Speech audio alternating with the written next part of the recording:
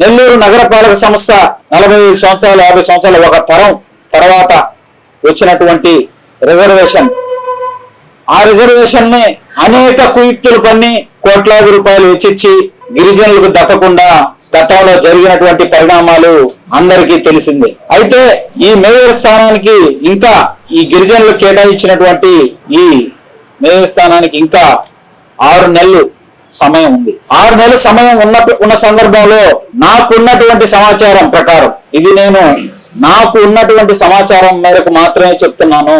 ముందుగా ఈ టర్మ్ ఏదైతే ఉందో కార్పొరేటర్లు, మేయర్ ఇదంతా కూడా డిజాల్వ్ చేసి ఎన్నికలకు వెళ్లాలనే ఒక ఆలోచన జరుగుతున్నట్లు నాకున్నటువంటి సమాచారం.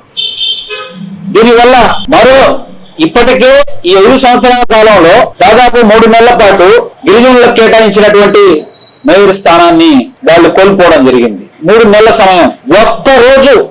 ఒక్కరోజు మేయర్ స్థానంలో కూర్చోవాలని చెప్పి యుద్ధాలే జరిగి కోట్లాది రూపాయలు వెచ్చించి ఎంత నానా రభస జరిగిందో అందరికీ తెలిసినటువంటి విషయమే. ఎంత పోరాటాలు చేయాల్సినటువంటి పరిస్థితి, ఎంతమంది వీధుల్లోకి రావాల్సినటువంటి పరిస్థితి ఏర్పడిందో అందరికీ తెలిసినటువంటి విషయం.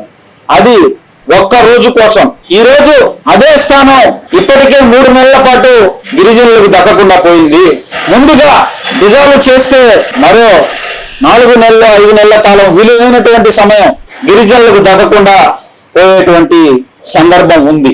అందువల్ల ప్రభుత్వ పెద్దల్ని చేతులు జోడించి నమస్కరించి వేడుకుంటున్నా, ఒకవేళ రాష్ట్రం మొత్తం ఎన్నికలు నిర్వహించవలసి వచ్చిన నెల్లూరు మేయర్ స్థానాన్ని దాదాపు నవంబర్ 24వ తేదీ గత మేయర్ శ్రవంతి గారు నవంబర్ 24వ తేదీ ప్రమాణ స్వీకారం చేయడం జరిగింది. నవంబర్ వరకు ఒకవేళ అటువంటి పరిస్థితి ఉంటే డిజాల్వ్ చేసేటువంటి, నాకున్న సమాచారం నిజమై అటువంటి సమాచారం ప్రకారం డిజాల్వ్ చేసే పరిస్థితి ఉంటే అది విరమించుకోవాలని చెప్పి ఈ ప్రభుత్వ పెద్దలందరికీ కూడా కోరుకుంటా ఉన్నా.